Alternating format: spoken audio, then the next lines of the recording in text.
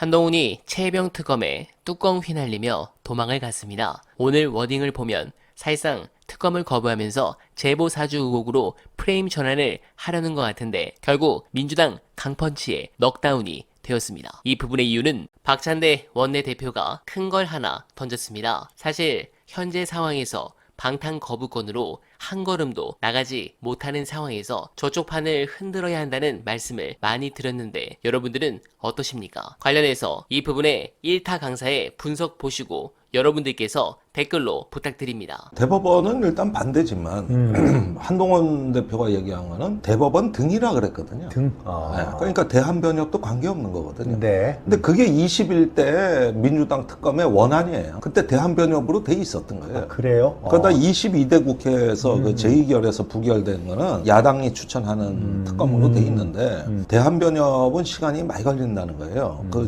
추천 의뢰해야 하고 네. 후보자 선발해야 되고 그러니까 원래는 최혜병 일주기가 네. 되던 7월까지 이 특검을 통과시키려고 하다 보니 변협에 의뢰할 시간이 없다. 그렇게 된 거구나. 그래서 우리 그냥 야당이 추천하는 걸로 빨리 하자.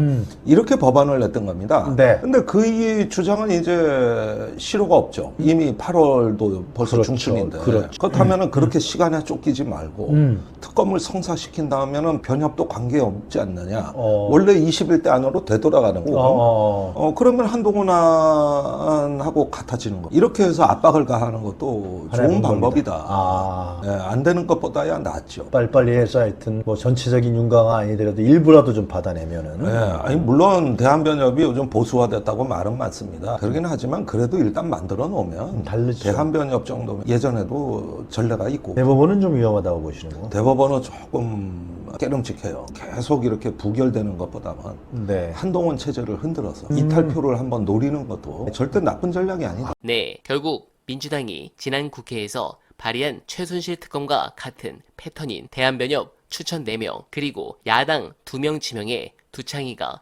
1명을 고르는 이 상황으로 갈 가능성이 가장 높아 보이기는 합니다. 저들은 이 특검을 막기 위해 무슨 짓이든 할 겁니다. 오늘 국방부 장관 후보자도 자기 자신의 혐의가 있어서 최상병 사건에 대해서 이런 망언을 했습니다. 그러나 판은 달라지고 있습니다. 법원이 유례없는 현직 대통령의 통신영장을 발부한 데는 수사 필요성에 대한 판단도 상당 부분 작용했다고 볼 수 있습니다. 해병대 수사단이 최상병 사건을 경찰에 이첩한 지난해 8월 2일 윤은 국외 출장 중이던 이종석 당시 국방부 장관에게 휴대전화로 3차례 전화를 걸었습니다. 국내에서 장관 대행을 하고 있던 신범철 당시 차관과도 이 휴대전화로 3차례 통화했습니다. 또 통화 당시 신전 차관은 유재은 국방부 법무관리관과 김동혁 국방부 검찰당장과 함께 있었고 통화 이후 이들은 사건 회수와 박정훈 수사단장의 항명죄 입건에 착수했는데 누가 봐도